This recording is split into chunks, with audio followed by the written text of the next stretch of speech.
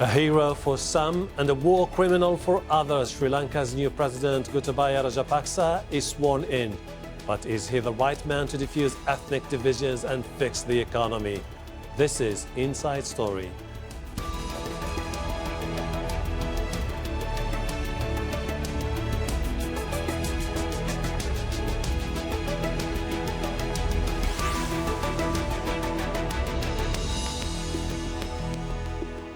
Hello, welcome to the program. I'm Hashim Ahlbara. Sri Lanka's new president is positioning himself as the strong man who can fix the nation's most challenging problems. Promises by Gotabaya Rajapaksa to improve security and the struggling economy gained support at the ballot box, particularly from the Sinhala Buddhist majority. But his swearing into office highlights the island's ethnic and religious split, similar to his brother Mahinda during his 2 terms as president. Many Tamil and Muslim voters reject the Rajapaksas. Gotapaya was defense secretary while his brother was president when the Tamil Tigers were defeated 10 years ago to end the 26-year-long civil war. Both are accused of war crimes, and Muslims have faced hostility following the Easter suicide attacks that killed 263 people. Let's hear what the new president had to say. The government should always set an example to the society. Professionalism and efficiency should be the cornerstone of government administration. Meritocracy and technocracy should be promoted at all times. Corruption will never be tolerated under my administration. We want to remain neutral in our foreign relations and stay out of any conflict amongst the world powers. Rajapaksa's supporters believe he is the president their country needs. Irrespective of what we are, what kind, race, religion, if we work together, we can compete in a world economy. And that is why I think I would like Mr. Gotabaya and support him. And I think it's the right time to put all our differences behind and work for the country. He is the only person who can bring this country back on track. And we are so happy and so feeling very comfortable, very relaxed, very safe that he has come back. And we have been working tirelessly for his victory. And all our family and everybody is here just to show our gratitude. But many others, especially the Tamil minority, see him as a leader who should be tried for war crimes. Rights groups have long called for investigations into alleged rights abuses. The UN says at least 40,000 Sri Lankans were killed by security forces during the final stages of the civil war around 10 years ago, when Gotabaya Rajapaksa was defense minister. His presidential election victory is also raising concerns among Muslims. They fear his popularity among the Sinhalese will further deepen the divide between the 2 communities. When his brother Mahinda was president, corruption allegations dogged infrastructure projects as Sri Lanka borrowed heavily from China.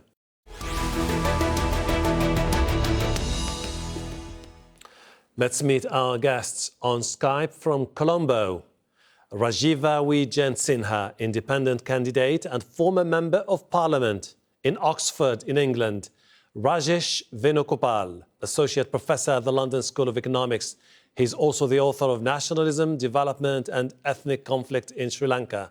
And on Skype from Singapore, Roshni Kapoor, research analyst at the Institute for South Asian Studies at the National University of Singapore.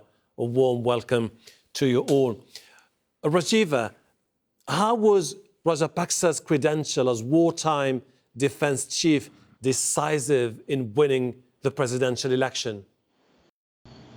Well, I think Rajapaksa obviously was very popular in this election because of his record as defense chief, not least because it seemed that the security apparatus had broken down with the appalling attacks that we suffered in April this year, when it seemed that the current government really ignored the warnings supplied by a lot of people, including the Indian government.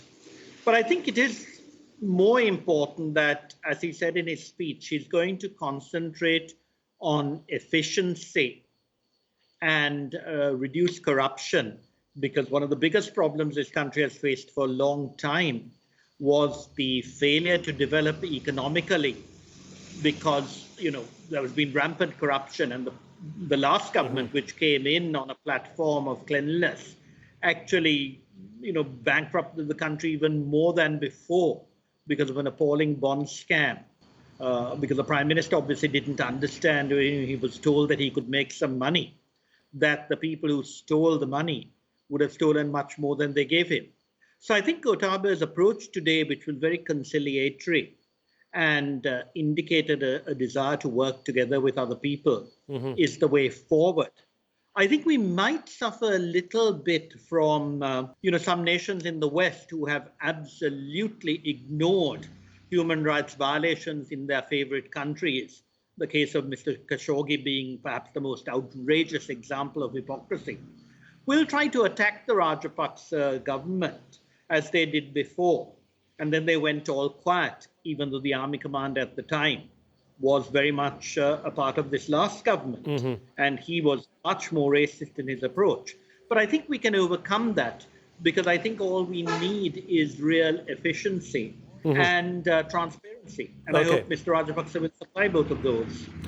Rajesh, what was most important for voters in Sri Lanka? Was it the need for someone who would run an efficient government, or someone who would provide them with security? Yes, I think that Gotabaya Rajapaksa's sort of persona reflects the fact that he is not a populist politician like his brother. He's very much a middle-class professional, someone from the military in his formative years. So it is very much the case that he speaks of the need to have quick solutions, efficient solutions to difficult problems. And as his background shows, without necessarily having much regard for the consequences that it would have. Roshni, the Rajapaksas are more of a political dynasty in Sri Lanka. Is this something that could further drive the nation into more autocracy in the near future? I think it's very difficult to say at the moment, because if you look at Sri Lanka's election history, there have been political dynasties from time to time. There was the Sri Bandaranaike dynasty. In fact, even Sajid Premadasa, he's the son of former leader Ranasinghe Premadasa as well. So I think at the moment it's very difficult to say. But I do have to say that Gotabaya, he's someone with a proven track record in terms of when he was a defense secretary, and also as a secretary of urban development. So the focus is definitely going to be on whether he would be able to deliver, and the speculations are that he would be able to do that. Rajiva, when you look at the pattern during the election, you would see that the Sinhala Buddhist community voted for Gotabaya because they trust him. But at the same time, the Muslims and the Tamils really don't seem to trust him. Against the backdrop of this ethnic divide, isn't this something that could further polarize the nation in the future? Well, it has the potential for doing so. But I think, it is a mistake to keep talking about Sinhala Buddhists, because the Catholic belt also seems to have voted very solidly for Gotabaya Rajapaksa this time, which wasn't the case in the 2015 election. But I agree that he has to do a lot to actually make sure that the Tamils and the Muslims, feel that they are part of a united Sri Lanka. I think one very good sign is the Tamils and the Muslims avoided voting for what you might call the extremist Tamil and Muslim candidates, and seem to have voted very heavily for Sajid Premadasa, who is, in a sense, not the sort of pushover that the Tamil politicians and the Muslim politicians have assumed. I think what is important is that Gotabaya Rajapaksa, and perhaps he should work together with Sajid on this, deals with the Tamil people and the Muslim people, and does not allow himself to be held hostage by the Tamil and Muslim politicians, who have shown themselves to be appallingly rent-seeking in the last 10 or 15 years, they jump from one side to the other and want to be part of the ruling government. The ministers have stuck practically in the same portfolios for the last 10 years. And they've done nothing for the Tamil or the Muslim people. The sort of economic development that is essential in the north should actually work better under Gotabaya Rajapaksa. Okay. His brother's government did a lot of infrastructural development, but it failed to actually consult the grassroots. And I think one important thing is that Gotabaya Rajapaksa will work more with the grassroots. I do know that when I was advised on reconciliation, he actually told me to get out to the divisions and the districts and not work in Colombo, which I much enjoyed doing. And I learned a lot from what the people in the villages felt. And they need a lot of careful attention and support, both for social services and for economic development. And I hope he'll supply that. Rajesh, we've seen Gotabaya Rajapaksa trying to reach out to the Muslims and the Tamils during his swearing ceremony.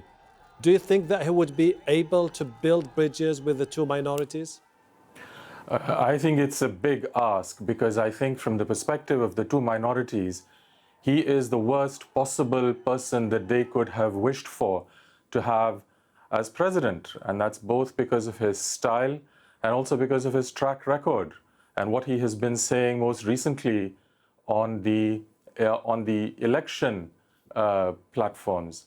So he is the person that is most closely associated with some of the most serious allegations of abuses and misconduct during the war. He was at the head of it. I mean, the buck stops with him. So I think that it is not a mistake that in the Tamil and the Muslim parts of Sri Lanka, the vote for Gotabaya Rajapaksa was of the order of about 10%. I mean, there was an extraordinary landslide. And this reflects the fact that people are deeply fearful of him and of what he holds out for them. Roshni, we're talking about someone who seems to be in desperate need for reinventing himself if he wants to build bridges with the Tamils and with Muslims, because he faces allegations of corruption and some of the worst abuses committed against people over the last few years. Well, I agree. I mean, I think that his past records has definitely made him appear to be someone who has a lot of controversy surrounding him. And he does, in a way, project himself as a slight communal nationalist and anti-liberal leader. So at this point, there could be a slight pushback from the minority, from both the Tamil and the Muslim minority communities for his presidency. So he would have to do quite a bit of work to reinvent himself. One could be perhaps initiating some social cohesion programs that were done immediately after the war to engage the different religious leaders and really going down into the grassroots. Rajiva, the president seems to be willing to appoint his brother Mahinda as prime minister. Don't you think that this is something that could put him on a collision course with the parliament? No, I think, well, it has to be seen. I think he needs to offer the position to Mahinda Rajapaksa, who did a great deal during the election campaign. Whether Mahinda will actually accept it, I really don't know. It may make sense for him not to, and perhaps play the role of a senior minister, as Lee Kuan Yew did, having been president, because he can be secure in the knowledge that his legacy will not be traduced the way it was by the last government. But having said that, I think the important thing is for Gotabaya to get a new prime minister soon, because the last prime minister is sort of universally hated by the people in this country, including many people in the UNP, and poor Sajith Premadasa, who did his best, just couldn't get over the appalling behavior of the current prime minister. So I think we need a new prime minister, and of course we need to make sure that Parliament supports the new prime minister. And I don't think that will be a problem for Gotabaya Rajapaksa. But I think he will need to be moderate in his approach. He will need to, as the other two said, need to work very hard to get more confidence from the Tamils. But, all this is a question of perception. And what I really find quite awful is that right through the conduct of the war, the journalists, I had a very good friend at The Economist, and they were really very, very upset about the behavior and the speeches of Sarath Fonseca, the army commander. But because Sarath Fonseca became the darling of the West, all his, really rather outrageous statements, none of which Gotabaya made, were completely forgotten, and he became a hero. And I think we have to be very, very clear that Gotabaya needs to work very hard to get over the adverse propaganda of the West, which, I needn't tell Al Jazeera about, because you know perfectly well how they, allow Israel to get away with murder and then attack other people and actually engage in regime change and don't care a damn about, the consequences of the people, as we've seen in Libya and Syria. I think Gotabaya has a tough job, but I think he'll be able to do it because he's very professional in his approach. I see your point, but then, and this is going to be my question to Rajesh, during the time of Mahinda, journalists were pretty much concerned about their safety. There was a clampdown on freedom of expression. And people are saying that Gotabaya is most likely to replicate the same legacy, which is clamping down on dissent in Sri Lanka.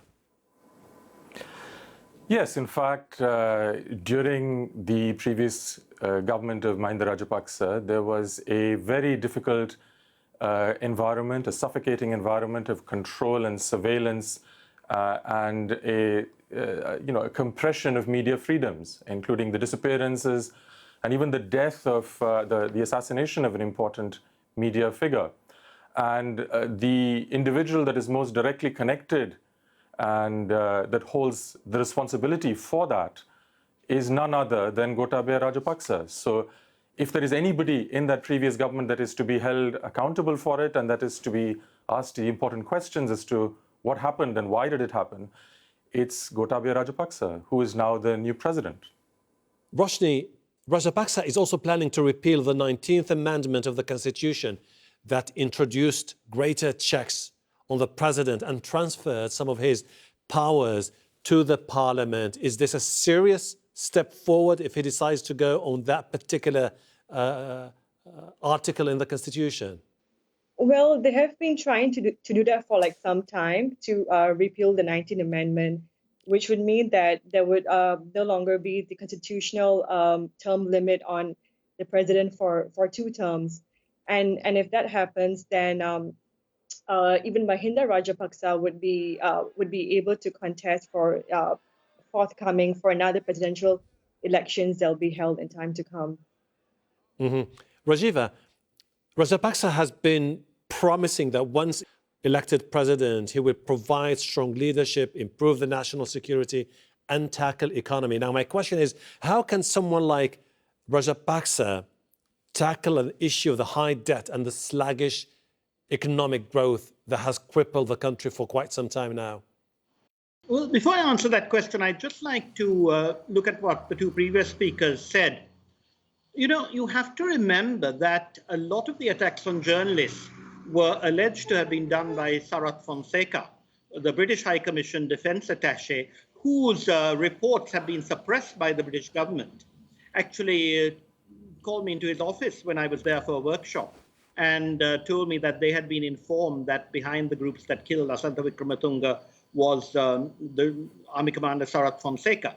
He did tell me that apparently the group headed by Sarath Fonseca, but well, no, if you not look by at all the reports that were issued by the International Human Rights Organization, the United Nations, they were all saying basically that all happened under the watch of Mahinda Rajapaksa, who is to be held accountable for those atrocities committed against journalists, human rights activists.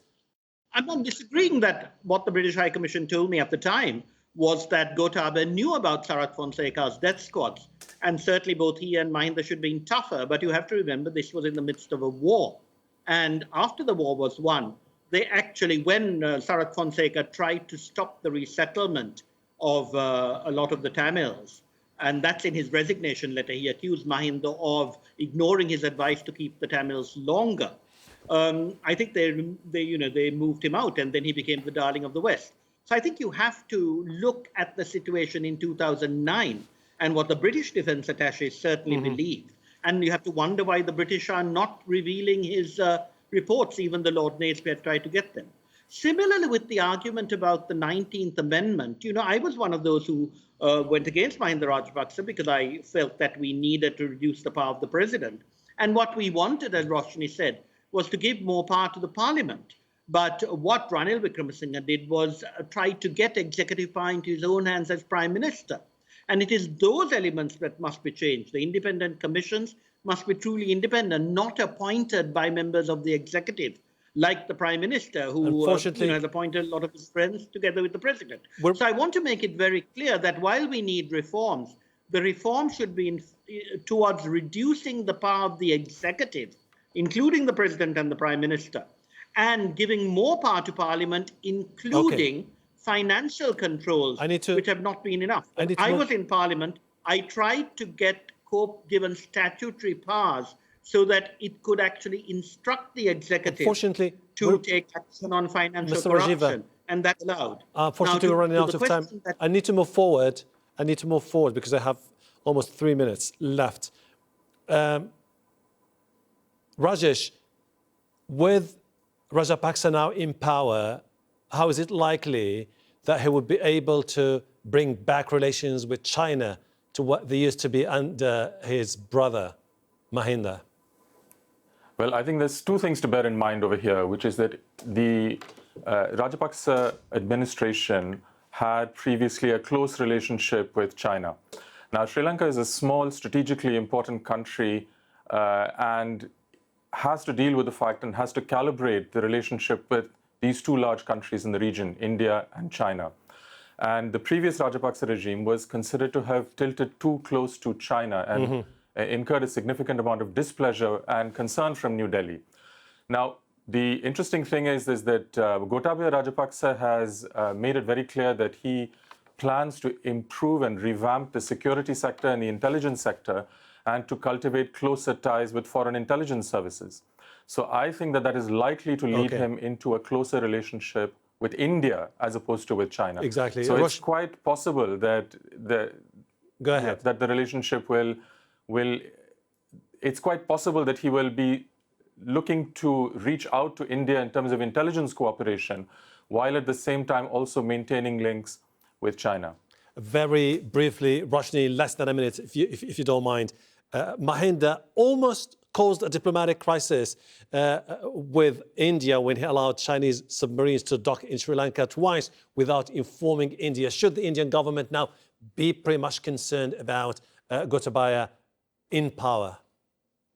Well, the whole submarine issue was definitely of concern to India, and India was not happy that Sri Lanka did not consult New Delhi when the decision was taken. But I think under Gotabaya's presidency, he's going to have a balance and a more nuanced foreign policy compared to what Mahinda did during his own presidency. I think he's definitely going to try to balance the relations, not just with India and China, but also with other bigger powers. Sri Lanka is a small state, it's an Indian Ocean country, so it's going to do that. I wish we had more time to continue our conversation about the different aspects of the story in Sri Lanka. Roshni Kapoor, Rajesh Venugopal, Rajiva Wijen Sinha, thank you very much indeed for your presence. And thank you too for watching. You can see the program again anytime by visiting our website aljazeera.com. For further discussion, go to our Facebook page. That's facebook.com/AJ Inside Story. You can also join the conversation on Twitter. Our handle is @AJ Inside Story. From me, Hashim Ahlbarra, and the whole team here, bye for now.